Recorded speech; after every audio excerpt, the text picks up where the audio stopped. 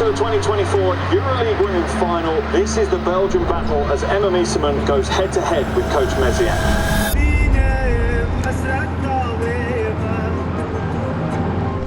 So the Cinderella story for Villeneuve d'Ascq has been wonderful. You speak to anyone within the game and they're all like, this isn't a surprise. They are a good team, well coached. It was expected that they would push on and have a chance at the Final Fours. Hiervoor werk je heel het jaar nog meer dan de domestic league. La façon dont on a eu de construire notre saison régulière en Euroleague, quand on regarde les oppositions, l'expérience qu'ont les équipes de Fenerbahçe, Mersin et Prague, on est clairement des outsiders.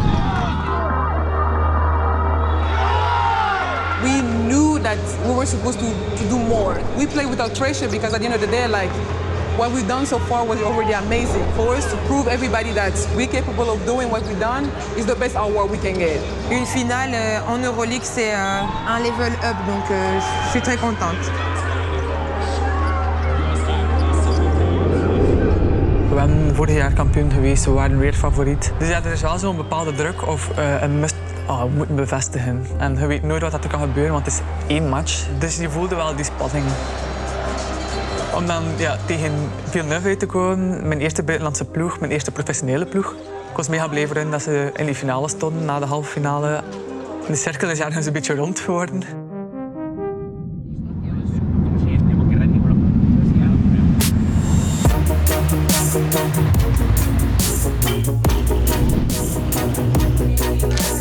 And the winner for the MVP title is Meesseman.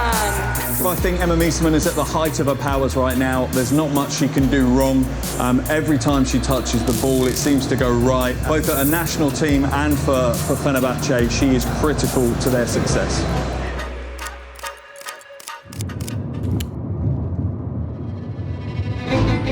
Welcome to the 2024 Euroleague Women Final. To see so many Belgian players and obviously the head coach involved is not really a surprise. We're in a golden era of Belgian basketball.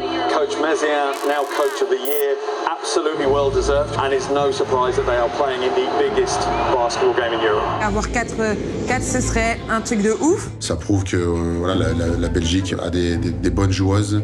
I think it'll be fun and competitive, especially because we know Emma like personally, you know.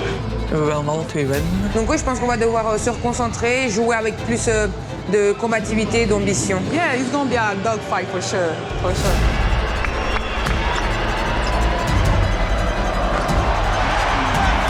Het begon wel redelijk heftig. In het eerste kwart was een massas hoog gescoord.